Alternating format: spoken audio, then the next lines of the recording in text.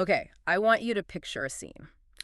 We are going to start today's deep dive in a place that smells like old pizza, anxiety, and maybe some unwashed laundry. Sounds like a college dormitory. You nailed it. Specifically, we're at MIT. Ah, okay. The big leagues. The big leagues. It's a typical Tuesday, you know. You've got students rushing around, heads down, completely stressing about quantum physics or, I don't know, differential equations. The usual. The usual. And amidst all this academic chaos, you've got these communal refrigerators, you know the type I'm talking about. Oh, I know them well. They just sit in the hallway, humming away, shared by a whole wing of sleep-deprived undergrads. Exactly. The communal fridge. It is a lawless wasteland. It really is. If you leave a yogurt in there, you're basically just gambling with your lunch. It's a high-stakes gamble. It's the Wild West of food storage. Yeah. And into this environment walks a researcher. Okay. Let's call him our observer for now. He isn't there to study physics. He's there to study the dark underbelly of human honesty. Ooh, I like that. The dark underbelly. So he waits. He waits until the coast is clear. He opens these fridges and he slips something inside. Is it bait? It is absolutely bait. He slips in a 6-pack of Coke. Ah, classic. Classic. Then he closes the door, walks away. He notes the time, and he just waits. He's setting a trap. He is. He comes back a little while later to check on his trap. And as anyone who has ever lived in a dorm might expect, I think I know where this is going. the half-life of a free Coke is incredibly short. I would imagine so. In that environment, free caffeine is basically currency. It's liquid gold. It's blood in the water for sharks. Within 72 hours, every single can vanished. Gone. Gone. Consumed without a trace. Not a single note left behind saying, I owe you. Of course not. Just empty space where the Cokes used to be. Not surprising in the least. Standard dorm behavior. Right. But here is the twist, and this is really the seed of our entire discussion today. Okay, I'm listening.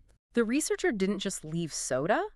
In some of those same fridges, on the same shelves, right next to the yogurts and the leftovers, he left a plate. A plate. A plate containing 6 $1 bills. Oh, cash. Actual cold, hard currency. Right. So, economically speaking, let's just break this down for a second. Okay. You have the sodas, which are worth, what, maybe $1 a can, give or take? Sure, something like that. And you have the actual dollar bills. The value is, it's roughly the same. If anything, the cash is more valuable. Of course it is. Cash provides optionality. It's the ultimate liquid asset. You Yeah. can buy a Coke with it, or you can buy, well, anything else. Exactly. But here is the result that kicks off our entire deep dive, and frankly, it just blows my mind. Lay it on me. The Cokes were all stolen within 3 days. The money, It was also gone. it sat there, untouched, Yeah. for the full 72 hours until the researcher finally removed it himself. Wow. Okay, that discrepancy is just fascinating. It's so counterintuitive if you look at it through a purely economic lens. Complete. To an economist, $1 worth of goods and a dollar bill. They are effectively the same utility. Yeah. But clearly, the human brain just doesn't see it that way. It's startling, and it makes you wonder, why? Why do good people, because we have to assume these MIT students aren't, career criminals. Right, they're the future engineers and scientists of the world. So why do they feel perfectly comfortable taking a soda, which is, let's be clear, technically theft? It is. But they recoil from touching a dollar bill, which is also theft. And that, right there, brings us to the central mystery we are unpacking today. We tend to think of honesty as this binary trait. Like a light switch. Exactly, a light switch. You're either an honest person, capital H, or you're a thief. You're a good guy or a bad guy. Right. But the research we're looking at today suggests it's much more fluid than that. It suggests that our morality is heavily influenced by context, How so? and specifically by what the researchers call our distance from cash. Distance from cash. I love that phrase. It sounds almost like a physics term. It does, doesn't it? Like distance from the epicenter. And it kind of acts like one. Yeah. It's the idea that when we deal with actual money, tangible currency with faces of presidents on it, our moral alarm bells ring loud and clear. Okay. We have a visceral, almost biological reaction to stealing cash. It feels dirty. Yeah, I can feel that. But moves just one step away from that. Yeah. Replace the cash with a soda, or a pencil, or a stock option, or an insurance claim. Uh-huh.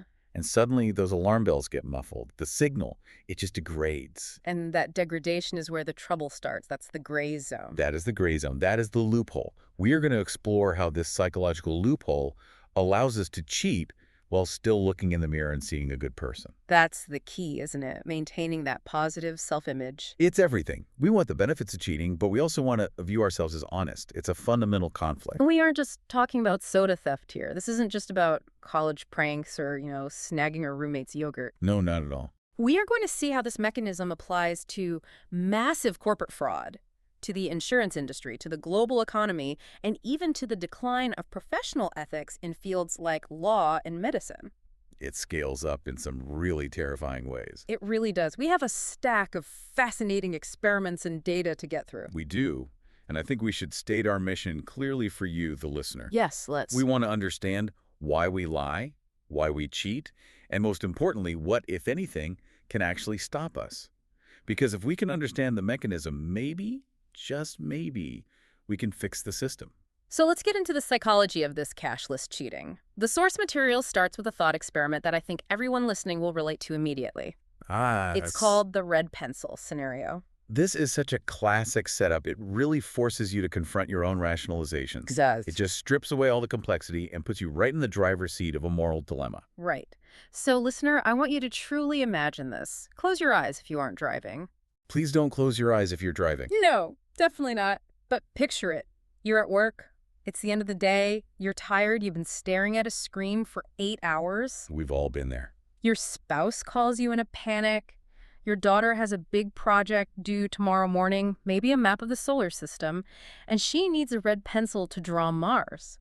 But you don't have one at home. Okay. And the stores are closed, or it's just too late to go out. It's a mini crisis. A classic parenting emergency. The stakes are low in the grand scheme of things, but the emotional pressure is high. You want to be the hero for your kid. You want to be the hero, exactly. So, scenario A. You are at the office. You walk over to the supply cabinet. You open it up. You see a box of red pencils. Do you take one? I mean, if we are being completely honest here, Completely honest? most people would say yes. Immediately. They wouldn't even lose sleep over it. Not a second thought. They'd toss it in their bag and head home. Right. And just think about the internal monologue that happens in that split second. You tell yourself, it's just a pencil. I work hard for this company. They have thousands of these. They won't miss it. All of those rationalizations, they just flood in instantly. It feels like a perk of the job. It does. It feels like free coffee. Precisely. It feels like a transaction where nobody gets hurt. It feels victimless in your mind. But now let's flip it. Scenario B. You go to the supply cabinet. You open the door. There are no red pencils. Empty box. You look around, frustrated, but you notice the petty cash box is open on the secretary's desk. There is no one around. You know for a fact you can buy a red pencil downstairs in the lobby shop for 10 cents. Do you reach into the cash box, take a dime, just 10 cents, and go buy the pencil? And that is where the stomach tightens. It feels completely different. Just saying it out loud makes me feel like a criminal. It does. I think for the vast, vast majority of people, scenario B is just impossible. You couldn't do it. No way. You would feel guilt, shame, fear. You would feel like a thief. But logically, Yeah. economically, it is identical. Yeah. You are removing 10 cents of value from your employer to solve a personal problem. In fact, the pencil might cost the company more than 10 cents if they bought it from some high-end supplier. That's absolutely true. But psychological value and economic value are clearly not the same thing. Not even close. Taking the pencil feels like borrowing or usage. Yeah. Taking the dime feels like embezzlement. Yes. It feels like stealing. Because it is stealing. Well, they're both stealing. That's the entire point. Right. That's the point. But the pencil allows for a story. It allows for a narrative. What kind of narrative? I needed this for my child, or I sometimes work from home, so this is a work tool. The dime. Cash is naked. Cash doesn't leave room for those stories. You can't spin it. You can't say, I'm just borrowing this dime in the same way. The distance from cash, the fact that the pencil is an object and not currency, provides the cover for our conscience. So this theory implies that as soon as you abstract value away from the paper bill, morality just drops. It plummets. Now, the researcher didn't just rely on thought experiments about pencils. They actually put this to the test with some rigorous data. He did. In this experiment, they called it the token experiment. This is where things get really wild. This is a classic setup in behavioral economics. To test honesty properly, you need a very specific environment. Right. You need a task where people can cheat, where they think they won't get caught, and you need to be able to measure if they do. And crucially, And crucially, you need to see how the medium of the reward changes that behavior. So they went to a university cafeteria. the perfect lab for this. Hungry, broke students looking to make a quick buck. Exactly. They asked students to solve math problems. The task was designed to be tedious but solvable. What do they have to do? You get a sheet of paper with 20 matrices. These are grids of numbers. In each grid, you have to find 2 numbers that add up to exactly 10. Okay. You have 5 minutes. For every one you solve, you get 50 cents. 50 cents per problem. So if I solve 10, I get $5. Not bad for 5 minutes of work. It's beer money. It's enough to be tempting. Right. Now, to measure the cheating, they had to split the participants into different groups with different rules. Group 1 is our control group. The baseline. This establishes the baseline of human ability.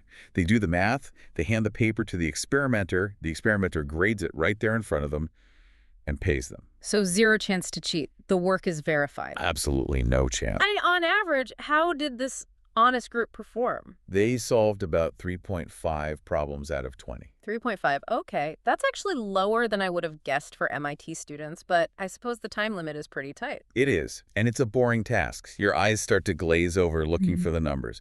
But that 3.5 is our truth. That's the ground reality. That's what people can actually do when they're playing by the rule. Right. Now, we move to group 2. This is the standard cheating group. Okay, so how do they enable the cheating? Do they just leave the room or something? The instructions change. They are told, when you finish, tear up your worksheet, destroy the evidence, put the scraps in your pocket. Just look me in the eye and tell me how many you got right, and I'll pay you based on your word. So it's the honor system. No verification whatsoever. The experimenter is basically saying, I trust you. Tell me what to pay you. Completely. And as we've seen in other studies like this, when regular people have the chance to cheat a little bit without getting caught, they usually do. Right. They don't cheat a lot, but they cheat a little.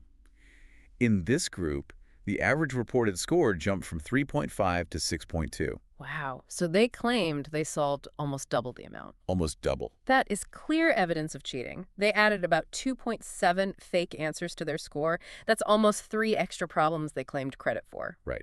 But notice what they didn't do. What's that? They didn't claim 20. They didn't say, I got them all right. That's a good point. Why not? I mean, if you're going to lie, why not go for the big payout? If you're breaking the rule, break it all the way, right? Because of that self-image we talked about. Uh. It's all about the self-image. If I claim 20 when I only did 3, I know I'm a liar. I feel like a bad person. I feel like a scam artist. Right. The guilt would be too high. But if I did 3 and I claim 6, well, I could have done 6 if I had focused a little better. Right. Or maybe I just miscounted. It's the fudge factor. The fudge factor. I like that. They nudged it up enough to get a few extra dollars, but kept it low enough to still feel like honest people. It's a delicate balance, isn't it? Maximizing profit while minimizing guilt. I'm not a thief. I just rounded up. Exactly. Nice. But then we get to group 3, the token group. This is where we test the distance from cash theory. This is the experimental twist. It is. Same setup as the second group. They solve the problems, they tear up their paper, they report their own score, but Here it comes. the experimenter doesn't give them cash. The experimenter gives them tokens. Tokens. Like what? Poker chips. Exactly. Plastic poker chip. Okay. But the tokens are worth money, right? They aren't just, souvenirs. Yes, of course. The students are told to take these tokens, walk just 12 feet across the room to a second experimenter, 12 feet, that's nothing. and exchange the tokens for 50 cents each. So it's a 12-foot separation. We're talking about a matter of seconds between holding the plastic and holding the cash. A few seconds at most. Economically, a token that is instantly exchangeable for cash is cash. It is. It's like a check or a casino chip. Logically, yes. It should make no difference whatsoever. If I give you a check, it's money. If I give you a token, it's money. But the results were, well, they were shocking. In the token group, the average claim score didn't just go to 6.2, it skyrocketed to 9.4. Whoa. Wait a minute, say that again. So in the normal cheating group, where they lied for cash, they claimed 6.2. Correct. But in the token group, they claimed 9.4. 9.4, yes. Cheating more than doubled. They added 5.9 fake questions. Just by introducing a piece of plastic. Just by introducing that one tiny step of removal. The distance from cash provided by that token released their moral constraints almost entirely. That is massive. And remember, they are walking 12 feet to get the cash. It's not like they are keeping the tokens. They know they're getting money. It doesn't matter. The act of lying, the moral transgression, happened at the moment they requested the tokens, not the cash. Ah, I see. At that specific moment of temptation, they weren't stealing money, they were acquiring tokens. It's a game, it's an abstraction. It's points in a video game. Exactly. The brain categorizes fudging the numbers for tokens differently than lying for dollar bills. It's the red pencil. The token is the pencil. The cash is the dime. Precisely. And there is another stat from this study that really floored me. It's what they call the total cheater stat. What is that? It tracks how many people are willing to be absolutely 100% dishonest, go all the way. Huh. In the standard experiments where people cheat for cash, it is very, very rare for someone to go all in and claim a perfect score. Right, we talked about that, the fudge factor. Right. Out of 2,000 participants in these types of studies across the years, only 4 people ever cheated all the way. 4 out of 2,000. 4 out of 2,000. It's basically zero. Right, a statistical anomaly. That confirms that most people want to be seen as honest. Even when they cheat, they hold back. Right. But in this token group, out of just 150 people, Yeah. 24 of them cheated all the way. Wait, 24 out of 150. That is, let me do the math here. That is wildly higher. That's like 16% versus 0.2%. It's exponentially higher. It shows that for a significant chunk of people, the token didn't just lower their inhibition, it completely removed it. It was like a green light. It was. They became capable of total dishonesty because the medium wasn't money. They treated it like a video game score rather than a moral test. And the scary part is, the students didn't see this coming. They probably thought they were immune to this kind of thing. Oh, they were completely blind to it. When the researchers asked other students to predict the results, they all said, oh, it won't matter. Money is tokens, tokens are money. Cheating will be the same. We are blind to how much this distance affects us. We think we have this stable character. I am an honest person. But we are actually highly susceptible to the format of the temptation. So, if a simple poker chip can turn an honest student into a massive liar, what happens when we take this out of the cafeteria and into the boardroom? Well, that's the multi-billion-dollar question, isn't it? Because when you start talking about tokens and distance from money, my mind immediately goes to the modern economy. Stock markets, accounting, derivatives, expense reports. It's all tokens. This is where the real damage happens. Absolutely. The source material makes a very strong connection here. We rarely see people cheating with cold cash in the corporate world. No? You don't see a CEO breaking into the office vending machine to steal quarters. That's low-level, high-risk, high-guilt crime. Right, but you see them cooking the books. Take Enron. The source discusses executives like Kenneth Lay and Jeffrey Skilling. Now, ask yourself this question. Would these men walk up to an old woman on the street, hit her with a club, and steal her purse? No, of course not. They viewed themselves as pillars of the community, philanthropists. They probably donated to the opera and the library. Most likely. They probably viewed themselves as civilized, decent men, but they felt comfortable orchestrating accounting fraud, Right. manipulating mark-to-market accounting, hiding debt, all these complex things that wiped out the pensions of thousands of old women. The end result is the same. The Yeah. women lost their money. The women are destitute. The result is the same, but the mechanism is different. Accounting fraud is a token. It's numbers on a screen. It's stock options. It's valuations. It's all abstract. It is several steps removed from the actual cash in someone's pocket. That distance allows them to rationalize the theft as business strategy or creative accounting Yeah. rather than what it is, Robbery. robbery. It's terrifying because it means the more complex our financial systems become, the more distance we create. And the easier it comes to cheat. A derivative of a derivative is like a token of a token of a token. Precisely. The complexity acts as a moral buffer. And it's not just the big villains. It's us, too. The source brings up insurance fraud. Oh, this one hit close to home. Not that I do it, but I can see how easy it would be. Well, the data shows that people inflate claims by roughly 10%. Mm. It's that same fudge factor we saw in the math test. Okay, so give me an example. If you lose a 32-inch TV in a burglary, you might report it was a 36-inch TV. If you lose a 36-inch, you report a 40-inch. You just nudge it up a little. You just nudge it, Oh, yeah. and you rationalize it. Oh, yeah, well, I paid for the insurance for years they owe me, or the value has depreciated, so I need to bump it up to get a decent replacement. I'm sure they expect me to negotiate, so I'll start high. All those stories we tell ourselves. Exactly. You are rewriting the story. You aren't reaching into the insurance company's vault and taking cash. You are just changing a number on a form. It's a list, not a The robbery. form is the token. The form is the token. And then there is wardrobing. I'd never heard this term before, but I immediately knew the practice. It's the act of buying clothes, wearing them maybe to a wedding or a big party, and then returning them. Right. I just didn't like the fit or the color was wrong. Something like that. It's not direct theft. You paid, you returned. But the clothes are often used, they smell like perfume or smoke, and they can't be resold as new. So there's a real cost. There's a massive cost. The cost of the industry is estimated at $16 billion annually. 16. With a B, billion. Billion. That is a staggering number. That is comparable to the costs of home burglary and auto theft combined. No way. Yes. But the people doing it don't feel like burglars. They feel like savvy shoppers. They think, I'm just borrowing it. The store is huge. They have insurance. The distance from the actual financial loss of the store shields them from the guilt. It really is all about that mental gymnastics. There is another example in the source about expense accounts that I found really funny. Oh, this one was great. Because it shows how even geography affects our honesty. It implies that distance isn't just metaphorical, it can be physical. This is the study on business expenses. They found that physical distance acts just like the tokens. It's a powerful rationalization tool. How so? Okay, so let's say you buy a gift for your kid.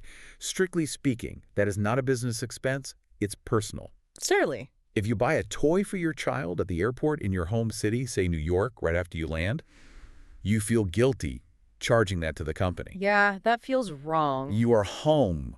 You're in dad mode or mom mode. It feels personal. I'm practically in my driveway. Right. But if you buy that same toy at the airport in San Francisco, thousands of miles away on a business trip, you are much more likely to expense it. Why? It's the same toy. It's the same company money. The logic is breaking down here. Because you are on a trip. The whole context is business. The distance from home makes the purchase feel like part of the business travel narrative. Ah, I see the story forming. I wouldn't be here buying this if I wasn't on this trip. The physical distance creates a psychological distance from the rules. That is so irrational, but I can totally feel the pull of it. I'm on the road. Everything I do is business. It is completely irrational. Yeah. And they also found that if you give your receipts to an assistant to file, Oh, no. you are more likely to slip in questionable expenses. Because now there's another layer. It's another person. I'm not filing the lie. I'm just handing a pile of paper to someone else. Exactly. You've added a human buffer. I am. It's just one more step of removal from the act of taking the money. So your internal story is? I'm just submitting receipts. If they get approved, that's on the system. You offload the moral responsibility. So we have established that distance, whether it's tokens, geography, complexity, or delegation, makes us less honest. It erodes our natural inhibition against stealing. It does. But this leads to a bigger question. If removing cash makes us less honest, and we are clearly moving toward a cashless society, what used to keep us honest in the first place, especially in high-stakes jobs? This is where we need to look at the history of professionalism. Because for a long time, society had a structural defense against this kind of behavior. A kind of firewall. A firewall, exactly. Especially in fields like law and medicine, where the tokens are people's lives and freedoms. We are talking about the oath. Yes. But to understand the oath, we have to look at the word profession itself. It comes from the Latin professus. Which means? It means affirmed publicly. So it wasn't just about having a job, it was about making a public declaration of some kind. Right. Historically, professionals, doctors, lawyers, clergy, they held a monopoly on esoteric knowledge. They knew things the average person just didn't. That gave them immense power. Yeah. If I'm a peasant in 1400 and I'm sick, I have to trust the doctor. I can't WebMD my symptoms. Not at all. I have no way to verify if he's telling the truth about the leeches or the potion. Exactly. You are completely vulnerable. There's a massive information asymmetry. So the deal society made with professionals was this. We give you status, we give you a monopoly on this practice, and we pay you well. Okay. But in exchange, you must swear to use your power wisely and honestly. You have to regulate your own behavior because we can't regulate you. Because we don't know enough to. We don't know enough to regulate you. That's the Hippocratic Oath, or the oath lawyers take. It was the counterbalance to all that power. It was a psychological anchor, a reminder that you serve a higher calling than just profit. You serve justice or health or God. But the source argues that something shifted dramatically in the 1960s. The 60s changed everything, didn't they? What happened to the professions? In this case, there was a movement to deregulate professions. The argument was that professions were elitist. They were seen as these closed clubs operating in the shadows. People wanted them out in the light of day. They wanted transparency. Which sounds good on paper. I mean, who doesn't want transparency? We want to know what we are paying for. It does sound good. For law, this meant things like writing briefs in plain English, allowing cameras in courtrooms, and this is the crucial part, allowing lawyers to advertise. Commercials. Have you been injured? Call now. I fight for you. Yeah. Exactly. Before this, advertising was considered undignified for a professional. It's crass. But the shift was from social norms, honor, duty, public service, to market norms. Which are. Competition, efficiency, profit. Law became a business first and a profession second. And when you switch to market norms, the goal isn't justice anymore. It's winning. It's billable hours. The source provides some really depressing evidence on the current state of these professions. Let's look at lawyers. Okay. A study by the California State Bar found that lawyers are profoundly pessimistic. 2/3 said economic pressure compromises their professionalism. 2/3. That's the majority admitting I can't be as ethical as I should be because I need to make money. That's what they're saying. That is, I mean, it's honest, but it's really disturbing. It gets worse. In Florida, a bar report described a substantial minority of lawyers as, and I'm quoting here, money-grabbing, tricky, sneaky, pompous, and obnoxious. Ouch. Pompous and obnoxious is bad, but tricky and sneaky is dangerous. That's the real problem. That implies active deception. That's the zombie lawyer eating the soul of the justice system. And half of the lawyers surveyed in California said they wouldn't become lawyers again if they had to do it over. That is a crisis of identity. It's not just that they are cheating. It's that the cheating is making them miserable. They know they've lost the plot. And it's not just law. Medicine is struggling with the same shift. The source discusses the influence of pharmaceutical companies. Right. Reps bringing gifts, buying lunches for the whole office while patients are sitting in the waiting room. But even more insidious are the conflicts of interest. Like what? Doctors ordering tests on machines that they happen to own. That is a clear conflict. If I own the MRI machine and I get a kickback or a usage fee every time it's used. You're going to order more MRIs? Of course. I'm going to find a reason to order an MRI. It's human nature.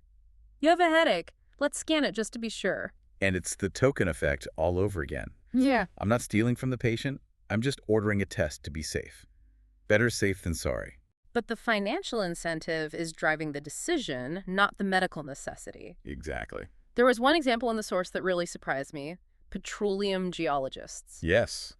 This was a curveball, wasn't it? I picture like Indiana Jones types. Out in the desert, looking at rocks, caring about the earth. It feels like a pure science. That's the image. Jurassic shale and deltaic deposits. But the reality described in the source is rampant, unethical behavior. Like what? Bootlegged seismic data, stealing maps from competitors, exaggerating the promise of oil deposits to investors. Exaggerating the promise. That sounds a lot like the distance from cash again. I'm not stealing your investment. I'm just being optimistic about this map. Exactly. One geologist quoted in the text said, malfeasance is most frequently of shades of gray. And that is the key. The gray zone. It's never black and white. It's always gray. The data is interpretive, so they interpret it in the way that makes them the most money. Even the ethicists aren't safe. That is the ultimate irony. Professional ethicists, people whose job it is to think about right and wrong, are now often hired guns for testimony. So they'll argue whatever position they're paid to argue. There's an article titled, Moral Expertise? A Problem in the Professional Ethics of Professional Ethicists. When the ethicists have an ethics problem, you know the system is broken. That's like the fire station burning down. It highlights that no one is immune. Knowledge of ethics doesn't prevent dishonesty. You can have a PhD in moral philosophy, but if you are placed in a system of market norms, where the pressure to win, to earn, to please the client is paramount, those market norms will overpower the social norms. The situation beats the character. The situation beats the character every time. So we've painted a pretty bleak picture here. Tokens and distance make us cheat. The professional oaths that used to protect us have eroded into market norms. Is there any good news? Is there a solution, or are we just doomed to be a society of sneaky, rationalizing cheaters? Surprisingly, yes. There is a solution, and it takes us right back to the dorm rooms and the math tests. Okay, lay it on me. How do we fix this? What do we do? The researchers wondered, if removing moral benchmarks makes us cheat, can reminding us of them stop it. Like a reset button for your conscience. Exactly, a reset button. They briefly mention an experiment with the Ten Commandments. Okay. When people were asked to recall the Ten Commandments before taking the math test, cheating dropped to 0. 0. Not just lower, but 0. 0. Even the ones who couldn't remember all 10, I probably can't name all 10 right now. 0. Even if they only remembered thou shalt not kill and forgot the one about stealing, just the effort of trying to recall a moral code was enough to prime the brain. But obviously, you can't force religious texts into every secular situation. You can't ask people to recite the 10 Commandments before signing a tax return. No, that wouldn't fly in a corporate boardroom. That's an HR violation waiting to happen. For sure. So what's the alternative? So they tried a secular oath. This is the honor code experiment. Right. Back to the matrix math test. Yeah. Same setup. Group 3, our test group, is given the chance to cheat. But before they start, they are asked to sign a statement at the top of the page. What does it say? The statement says, I understand that this study falls under the MIT honor system. Okay. I understand this falls under the MIT honor system. They sign it. They take the test. Simple enough. And here is the kicker. There's always a kicker. MIT doesn't have an honor code. Wait, really? Really. Princeton has one. MIT does not. At the time of the study, there was no such thing. The statement was total fiction. So it was meaningless. Legally, it had no teeth. It was completely meaningless. So they are signing a pledge to a non-existent system. Did it work? It worked perfectly. The average claimed score for the group that signed the fake honor code was 3.0. 3.0. And the control group, the honest group, was 3.5. Right. So if anything, they were slightly more honest than average. The cheating disappeared completely. That is incredible. They signed a fake statement and it stopped them cold. Why? What is the mechanism there? It suggests that the specific rules don't matter as much as the moment of contemplation. The act of signing. The act of signing, of acknowledging a moral benchmark, even a fake one, right before the temptation, primes the brain. It brings the social norms back into the room. It suppresses the market norms. It wakes up the conscience. It forces you to identify as an honest MIT student rather than an opportunistic token collector. Exactly. It forces you to look at yourself and say, I am under an honor system. And that self-image is powerful enough to override the temptation of the token. But wait, I have to play devil's advocate here. Please? Lawyers take oaths. Doctors take oaths. We just spent 10 minutes talking about how much they cheat. Why doesn't their oath work? Why is the MIT fake oath stronger than the lawyer's real oath? That is the critical distinction. It's all about timing. Timing. When does a lawyer take the oath? At graduation. Or when they pass the bar exam, something like that. Right, once. Years ago. Maybe decades ago. It was a ceremonial event with their parents watching. A distant memory. Then they go to work for 20 years. The memory of that oath has faded. It isn't active in their working memory. It's not active in their mind when they are staring at a billable hours sheet at 10 p.m. on a Tuesday trying to make partner. Ah. So the MIT experiment worked because they signed it seconds before the test. Exactly. Moral reminders have a very short shelf life. Yeah. You can't just be ethical once and expect it to stick forever. It's not a vaccine. It's not. You need benchmarks at the moment of temptation. It's like a diet. You can't just resolve to eat healthy on January 1st and expect that thought to stop you from eating a donut in November. You need to remind yourself at the bakery. You need to remind yourself at the bakery right as you're reaching for the donut. That explains why the religious recall worked too. It was immediate. Precisely. If we want to fix this, we can't rely on general character or an oath taken in 1995. We need structural reminders injected into the workflow. This brings us to the bigger picture. We've talked about students and lawyers, but what does this mean for us as a society? What happens when these little dishonesties pile up? Well, the economic cost is staggering. It feels like the country is just getting more cynical. It is. And we often think of honesty as a nice to have, a soft skill. He's a nice guy. But economists view trust as a hard asset. How so? What does that mean? Think about the transaction tax of distrust. If I can't trust you, I have to hire a lawyer to write a contract. Okay. I have to hire an auditor to check your books. I have to buy insurance in case you default. I have to install security cameras. All of that costs money and time. It slows everything down. It makes every transaction more expensive. It's friction in the system. It is a massive friction. The source notes that the United States holds its economic power partly because it is perceived to be honest. Right. We have a legal system that works. We have contracts that are enforced. But that perception is slipping. There was a stat about the global rankings, right? Yes. In a 2002 survey of integrity, the U.S. ranked 20th. We were behind Denmark, Finland, New Zealand, 20th. and the trend is downward. In 2000, we were 14th. So we slid down the list. That's not the direction you want to be going. And this was written in the context of the Enron-era scandals.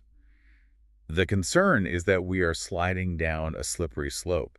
If we lose that baseline of trust, the economy suffers. The source gives some pretty stark examples of what happens when trust collapses completely. It's not just about a lower GDP, it's about a completely different way of life. It mentions China, Latin America, and Iran as case studies in low-trust environments. It paints a very bleak picture. What does that look like on the ground? What does a low-trust economy feel like? Well, in China, the source notes that the word of a person in one region rarely carries to another. Trust is local, not systemic. So it's all about personal connections. It's Guangxi personal connections. If I don't know you, I don't trust you, which limits how big you can grow. Right. You can't do business with strangers. Exactly. In Latin America, you see family-run cartels dominating business. Why family run? Because you can't trust outsiders. You only hire your cousin because you know your cousin. And if your cousin defaults on a loan, you don't call it in. It creates a closed, inefficient system. You aren't hiring the best person for the job. You're hiring the person you know won't steal from you. Precisely. And the Iran example. What was that one? An Iranian student at MIT described it as lacking a platform of trust. No one pays in advance. No one offers credit. No one takes risks. Because if you take a risk and get burned, there is no recourse. The legal system won't help you. Exactly. Without honesty, the economy constricts. It shrinks back to the tribe, to the family. You can't build a global superpower on that. No, you can't build a complex innovations market on that. So preventing this slide isn't just about feeling good or being righteous. It's about national survival. It's about economic efficiency. It really is. And the source argues that we cannot rely solely on trying to be good. We have to recognize our weakness. We are experts at bending reality to fit our selfish interests, especially when money is one step removed. We are flawed. We are flawed. So what are the systemic fixes? If willpower isn't enough, if we are all potential cheaters, given the right token, what do we change? We have to remove the conflicts of interest that act as those tokens. We have to clean up the system. For example, prohibit physicians from ordering tests that benefit them financially. Remove the temptation entirely. Don't let them own the machine. Right. Bar auditors from consulting for the companies they audit. This was a huge issue with Enron and Arthur Andersen. You can't be the referee and the coach at the same time. It's impossible to be objective. And the big one, bar Congress members from setting their own salaries or trading stocks in companies they regulate. It seems obvious, doesn't it? Yeah. But we have built systems that rely on people being better than they actually are. We assume, oh, he's a congressman, he's honorable. No. He's a human. He's a human. He is susceptible to the token effect, just like the MIT student. We need to build systems that assume people are human, susceptible to rationalization, and protect them from themselves. Protect them from themselves. I think that is the key takeaway from all of this. We aren't villains, but we aren't saints either. We are people who will steal a soda, but not $1. We are people who need help staying honest. We need the signature at the top of the page. So as we wrap up this deep dive, let's just recap the journey. It's been quite a ride from the dorm room to the collapse of national economies. It has. We started with the mystery of the fridge. Why take the Coke and leave the cash? We learned that distance from money, whether it's a token, a stock option, or a plastic chip, blinds us to the morality of our actions. It allows us to cheat while maintaining our ego. Right. We saw how this plays out in the real world, from Enron executives engaging in abstract fraud to everyday people wardrobing clothes. We saw how the decline of professional oaths has left us vulnerable to market norms where winning beats integrity. And we found a glimmer of hope. We stop cheating when we are reminded of morality in the moment. A simple signature, a pledge, an honor code, even a fake one, can reset our moral compass. If it happens at the right time. If it happens right before the temptation. So here is my final thought for you listening. We all have tokens in our lives, things that aren't quite money, but they hold value. Absolutely. Maybe it's office supplies, maybe it's time, clocking out a bit early, maybe it's digital content, maybe it's how you report your metrics at work. My challenge to the listener is this. Since we know willpower fails, what simple signature could you install in your own life? What is your personal honor code moment? That's a great question. Maybe it's a checklist you sign before submitting a big project. Hmm. Maybe it's a pause before you hit send on an expense report where you ask yourself, would I do this if it was cash from my own wallet? Because as we learned today, the little things, the tokens, Yeah, are where the slide begins.